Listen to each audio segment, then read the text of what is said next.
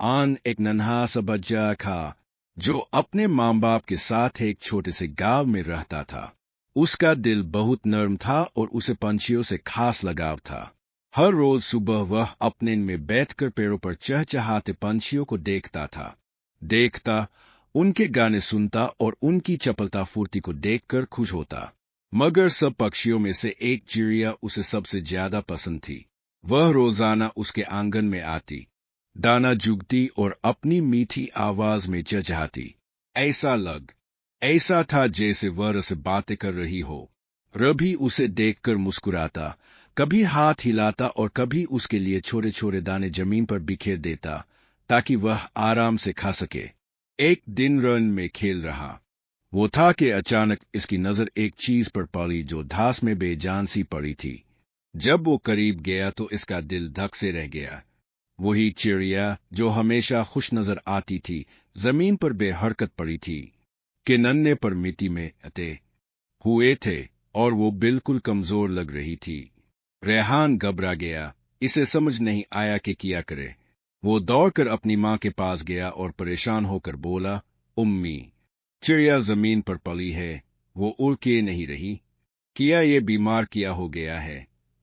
उम्मी ने नरमी से इसकी पेशानी चूमी और कहा, बेटा, कभी कभी परिंदे थक जाते हैं, उन्हें कोई चोट लग जाती है, हमें इसका ख्याल रखना होगा।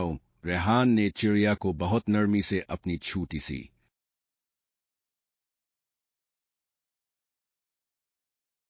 यलू में उठाया और एहतियात से इसे एक साफ कपड़े में लपेटकर अपने कमरे में ले आया।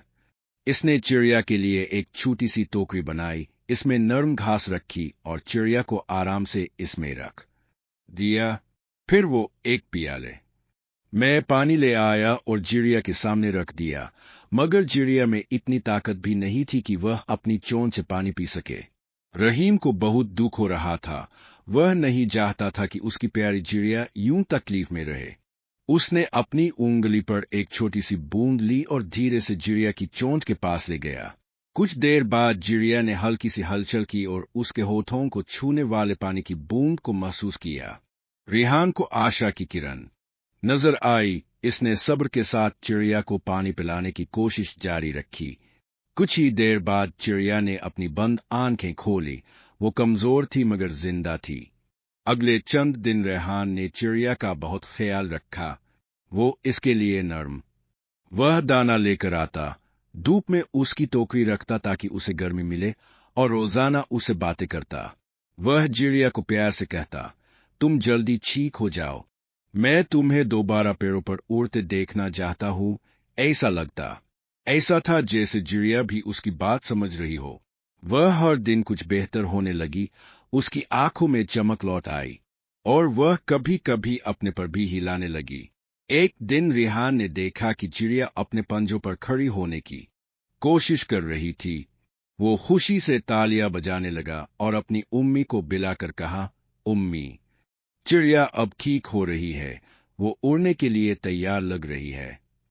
उम्मी ने मुस्कुराकर कहा, बेटा, अगर तुम किसी के साथ मोहब्बत और हमदर्दी से पेश आओगे तो वो तुम्हारी मदद जरूर करेंगे। आओ तो वो जरूर ठीक हो जाता है। तुम्हारी मोहब्बत ने इसे ताकत दी है। रेहान ने चिड़िया को बाहर ले जाकर अपने हाथ पर रखा और धीरे से कहा, जाओ, अब तुम्हें वापस अपने आसमान में लूट जाना चाहिए। चिड़िया ने एक लम्हे के लिए रेहान को देखा, जैसे वह उसका शुक्रिया अदा कर रही हो। फिर उसने अपने पर फड़फड़ाए और एक झटके में आसमान की तरफ उड़ान भर गई। रेहान की आंखों में खुशी के आंसू थे।